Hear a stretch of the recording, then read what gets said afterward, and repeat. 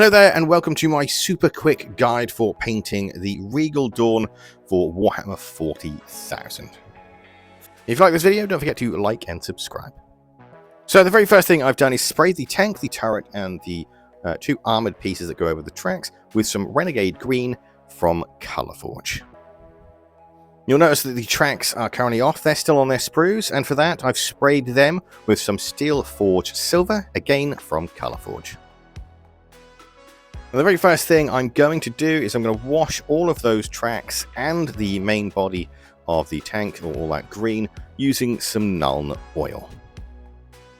Then, once that wash is dried, I'm going to go in and I'm going to dry brush the entire tank using some Caliban Green. Be nice and liberal with it, as we want to basically give it a quick relayer but still keep those shading. I'll then follow that up by a second dry brush, but this time it's going to be using a 50-50 mix of Caliban Green and Orruk Flesh.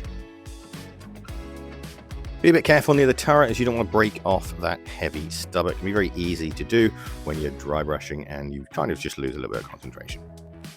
Then we're going to give the tank another dry brush, but this time it's going to be a lot lighter and it's going to be using Orruk Flesh just by itself. And this one we're going to pick out all the fine details all over the tank, the rivets, the sort of edges and things like that. So I'm very loosely following the guide from the Warhammer 40,000 Combat Patrol magazine to do this, and they recommend, or they want you to dry brush on some more Orruk Flesh. This time it's a lot deeper and a lot thicker to represent a little bit of camouflage. To do that, as you can see, to get the lines straight, I've just squeezed on the tank track armor there just to make sure things line up later. And from there, I'm going to use some Leadblecher to paint any of the metal details. Some Abaddon Black to pick out any black details, such as weapon casings. And, well, that's it really, actually, to come to think of it. It's just the weapon casings that I've been painting with Abaddon Black. Then I'm going to use some Catachan Flesh to paint the straps that are on the back of the tank, holding those barrels on. And then I'm going to be using some Corax White to paint any of the skull details or the Imperial iconography that's dotted around the tank.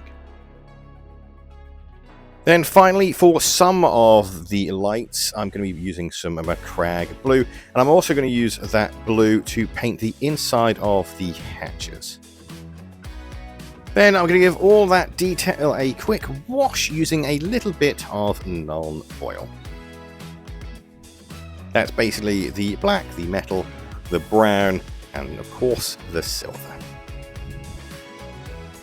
While that wash dries, there's a couple more lights left on the tank to paint, and for that I'll start with a base coat of Mephiston Red. This way it just adds a little bit more colour variation to the overall tank. Remember, we're doing this specifically to get a tank done very fast. Then I'm going to give that red a little bit of a wash with some Carroburg Crimson. Then there are also some gun casings or bullet casings you can see in the heavy stubber, so I'm going to paint that with a little bit of Retributor Armour. And to give it a little bit of detail, I'll wash that with some Reikland Fleshshade. By now the wash has dried, so I'll start highlighting all of the silver, first of all, and I'm going to be using a 50-50 mix of Stormhost Silver and Leadblecher for the first highlight. Then on the more predominant areas, or the areas where the light would catch the most, I'm going to give it a second highlight of Stormhost Silver just by itself.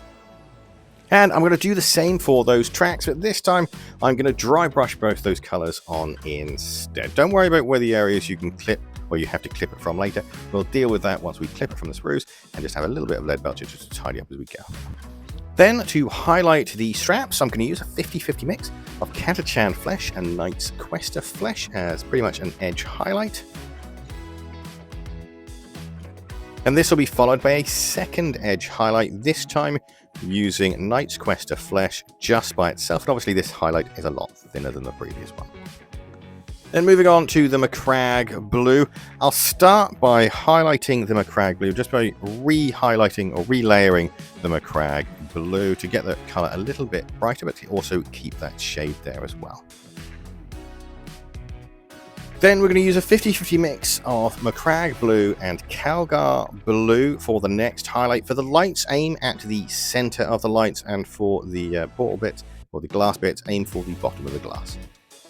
Then we'll use Calgar Blue just by itself. Again, remember, center and bottom only.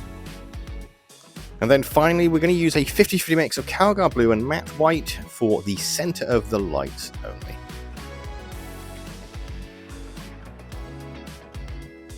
Then we're going to get the red out of the way by using a 50-50 mix of Mephiston Red and Wild Rider Red, followed by Wild Rider Red just by itself. And remember, with each highlight, we're just aiming towards the center of the light. And then finally a 50-50 mix of Wild Rider Red and Matte White to pinpoint the absolute center of the lights. Then to re-highlight the white, we're just going to simply relayer the Corax White, taking care to avoid any of the recesses. And that's the tank finished. Super fast, super easy. All you have to do now is follow the instructions and glue those tracks on. Just use a little bit of Leadblecher to paint the areas where you snipped from. And there we are. That's a super quick, super easy paint job for any tank. So if you're in a rush, just use this. You can always add more detailing later if you wish. This guide was following the Combat Patrol, the Warhammer 40,000 magazine Combat Patrol one, and a slightly quicker version of it as well, because of course I used the right sprays in the right times. In fact, it was so quick, it only took 3 hours for this bad boy, that's excluding washes, to dry, but 3 hours from start to finish. If you follow this guide, I really do hope you found it useful, and if you want to see more, there's plenty more guides on the channel. And if you subscribe and leave a comment on how fast you can manage to do your tanks, things I'd love to read them, quite frankly. Any engagement is good engagement. Thanks again for watching. I hope you enjoyed painting the tank as much as I did, and I'll see you next time. Goodbye for now.